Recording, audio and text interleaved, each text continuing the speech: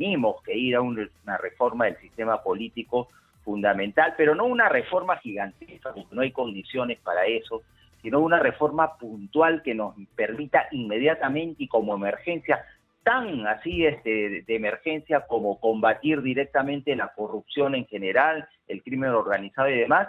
Esta reforma debe estar orientada a mejorar la calidad de la representación política. Está José Eliche con nosotros, ex ministro del Interior, ex oficial mayor del Congreso. ¿Cómo estás, José? Muy buenos días. Exitosa. ¿Cómo estás, Jesús? Buenos días. Bueno, discúlpame que te hayamos levantado tan temprano, pero creo que es importante. Creo que es importante, no, sobre todo es que es sábado, ¿no? Pero, a ver, discúlpame, pero ese fin de semana sí, seguramente la gente no quiere saber más de política, pero lo que está pasando en el Congreso, la verdad, yo hablaba, por ejemplo, de que en otros países del mundo el hecho de que hayan tantos congresistas comprometidos en presuntos actos de corrupción vinculados a una organización criminal o presunta, ¿no?, encabezada por la ex fiscal de Nación Patricia Benavides, tendría que generar algún tipo de cisma, ¿no?, dentro de esa institución, pero no, están de vacaciones, nada pasa. Incluso hasta el propio presidente del Congreso, el señor Alejandro Soto, ha sido mencionado, ¿no?, como quien habría sido beneficiado con sus investigaciones, ¿no?, a cambio de que agende temas que le eran convenientes a la señora Patricia Benavides, hoy investigada. Bueno, en realidad yo lo que pienso es que ya es momento de dejar de discutir o debatir en cuanto al Congreso, aquello que es accesorio más bien, ¿no? Y anecdótico casi, ¿no? Como estos temas que hay de los aumentos de sueldo, de las bonificaciones, incluso, ¿no?, de estas transacciones o estas negociaciones que puede haber en el más alto nivel del sector público para beneficiarse unos y otros, ¿no? Y evitar discutir el problema de fondo. Tenemos que ir a una reforma del sistema político fundamental, pero no una reforma gigantesca, porque no hay condiciones para eso, sino una reforma puntual que nos permita inmediatamente y como emergencia, tan así de emergencia como combatir directamente la corrupción en general, el crimen organizado y demás. Esta reforma debe estar orientada a mejorar la calidad de la representación política. Es la única manera, creo yo, de que el país empiece realmente a transitar una vía de transformación profunda para que nuestras instituciones representativas mejoren. Bueno, ahora, a ver, discúlpame, pero eso sería el ideal, ¿no es cierto? Pero fíjate que esta semana, a propósito de lo que tú mencionas... Ya no tenemos otra forma. Sí, pero espérate. Yo te decía, a propósito de lo que tú mencionas respecto al tema de tener una mejor representación política, esta semana el Ejecutivo, ¿no?, ha promulgado, por ejemplo, esta ley que elimina las elecciones primarias dentro de los partidos políticos, las llamadas PASO. Entonces, ¿de qué reforma política o de calidad de reforma política o representación política hablamos cuando hay este tipo de retroceso, no? Bueno, lo que pasa es que la ciudadanía tiene que decirlo fuerte, pero para eso tenemos que llegar a la ciudadanía. Yo no estoy haciendo campaña política porque no voy a ser candidato de nada, ni pertenezco a ninguna organización política, pero digamos, deberíamos hacer una campaña ciudadana, porque tenemos el derecho de hacerlo como ciudadanas y ciudadanos, para tratar, ¿no?, de revertir esta situación, en principio, atacando la fuente del problema. La fuente del problema es en el sistema político, ¿no?, la calidad de las organizaciones políticas que ha venido, digamos, decayendo con los años, y que ahora se trata, pues, de organizaciones que no son propiamente organizaciones que hacen esencialmente políticas, sino negocios, ¿no? Y algunas, yo creo, están emparentadas, ¿no?, con actividades ilícitas.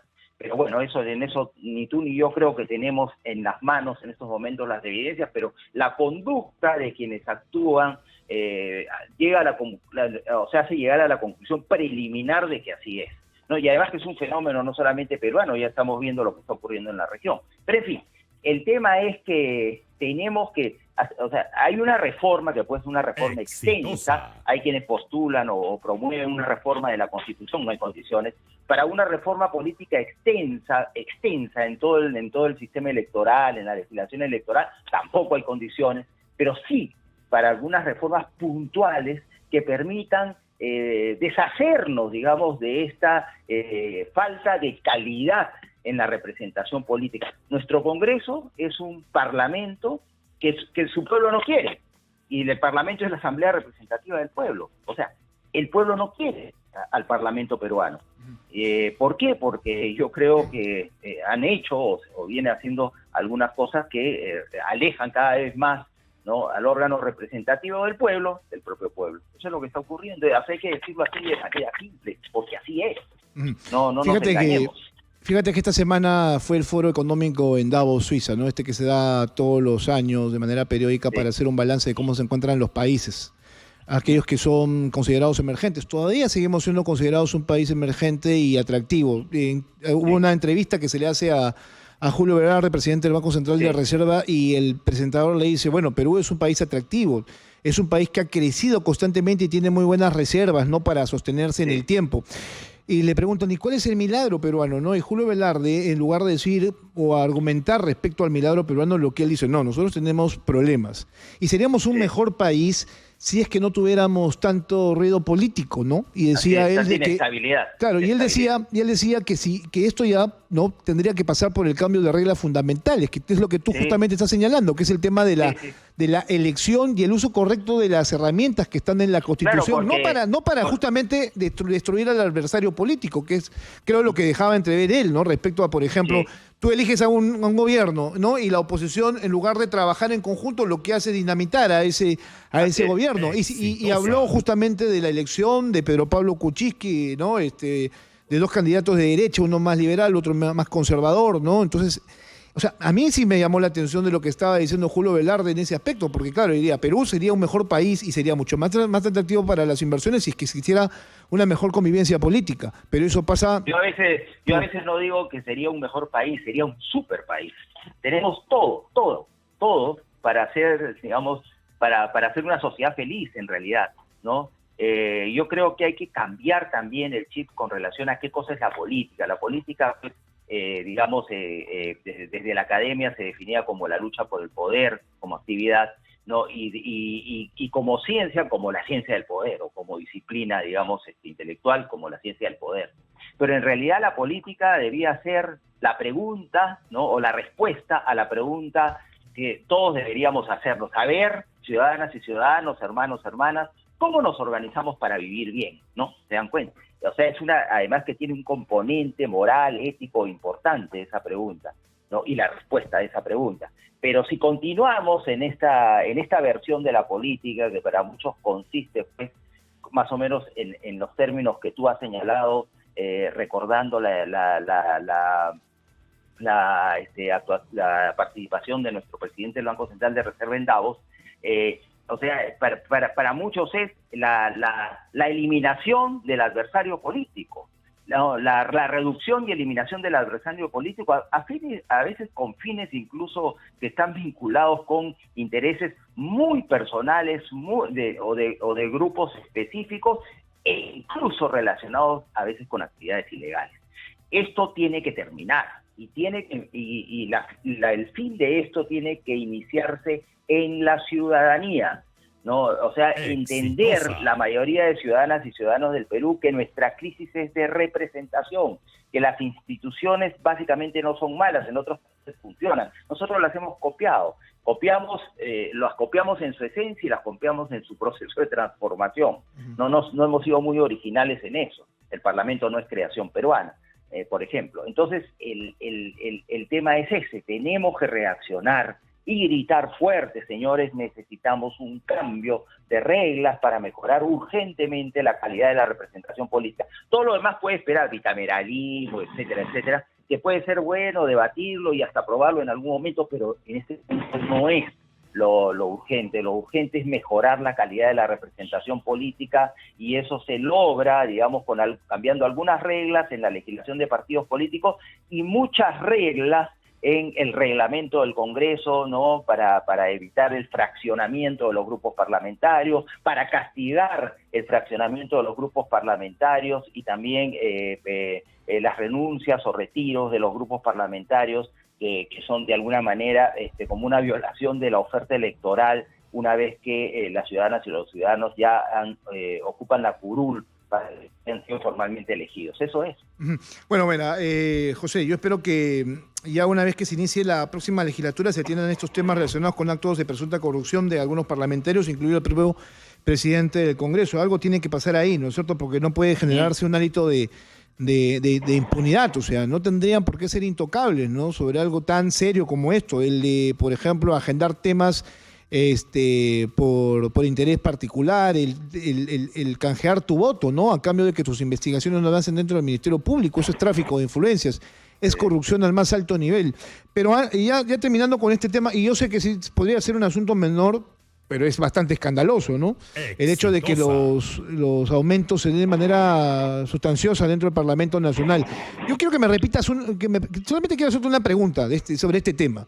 Y lo dije hace unos minutos. ¿Qué tanto poder tiene, ¿no es cierto?, el Sindicato de Trabajadores del Congreso de la República para ser los trabajadores mejor pagados de este país en el sector público? Porque, a ver, los médicos piden aumento de sueldo, se van al paro, ¿no es cierto?, afectan a miles de personas. Lo mismo pasa con los maestros. ¿Por qué los trabajadores del Congreso tienen esa posibilidad? ¿Por qué tienen la capacidad de arrinconar a un presidente de institución?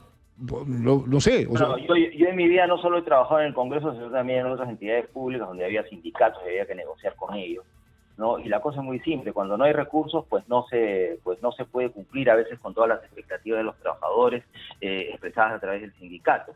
En el caso del Congreso, cuando yo trabajé en el Congreso no había un sindicato, ahora hay un sindicato, yo creo que con el tiempo se ha venido fortaleciendo.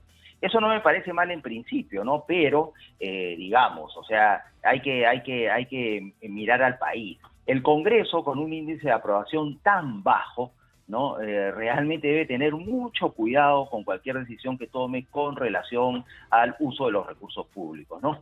Yo no quiero hablar en contra de los trabajadores del Congreso, especialmente del servicio parlamentario, y también de la organización parlamentaria. Como usted está dividido así, los trabajadores están divididos en trabajadores del servicio parlamentario, a cargo de la oficialía mayor, y de la organización parlamentaria, que son aquellos que son de confianza de los congresistas y de los órganos que estos integran. Bueno, discúlpame, pero sí habría que hablar de los trabajadores, sobre todo si tienen un representante como un tal Tulio Vizcarra que señala, primero, no quiere hablar sobre el tema sobre los incrementos y después dice que le vale madre, ¿no? O sea, que no le interesa, ¿no? Que esto va a ser simplemente una noticia que luego pasará. Sí, pues no sé cómo habrá sido eso, pero el funcionario parlamentario tiene que ser, en principio, un funcionario comprometido, ¿no?, con el fin del Parlamento, con las funciones y con los fines del Parlamento. Y además debe entender, por lo menos quienes trabajan en el servicio parlamentario, que a fin de cuentas son los guardas de la institución, porque los parlamentarios van pasando, más aún ahora que no hay reelección parlamentaria. Entonces deben también entender, digamos, ¿no?, las circunstancias o la situación por la que atraviesa el Congreso de la República, y más aún, ¿no?, en su relación con, la población a la que debe dar cuenta de manera permanente sobre sus actos, y además responder obviamente a sus expectativas, cosa que no está ocurriendo. Es decir, tenemos una crisis, reitero, de representación. Entonces, en estas circunstancias yo creo que es importante que congresistas y trabajadores lo piensen bien antes de tomar decisiones, que signifiquen incremento de gasto público, ¿no?, toda vez que hay sectores, pues, que hace mucho tiempo vienen retrasados, y sectores muy importantes retrasados en cuanto a incrementos y demás, ¿no?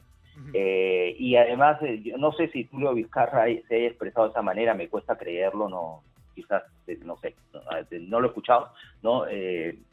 Pero por otro lado, digamos, expresarse de esa manera pues sería impropio realmente, ¿no? Me cuesta creer que lo haya hecho así. A ver, dice, Vizcarra señaló que no le importa si publicamos la información, esto lo hace el Foco, porque el Congreso siempre cuenta con altos niveles de desaprobación y la noticia tendrá poco impacto mediático.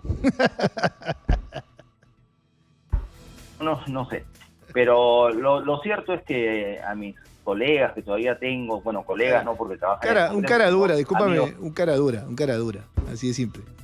Oye, José, muchas gracias, un fuerte abrazo, se nos fue el tiempo. José Elche. Gracias también. Bien, ex ministro del Interior y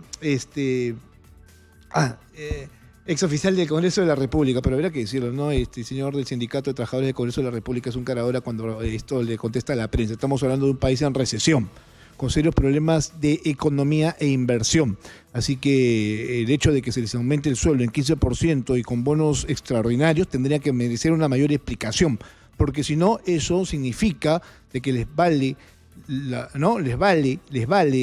madre lo que enfrentamos todos los peruanos que ajustamos nuestros ingresos para poder llegar a fin de mes de alguna u otra manera.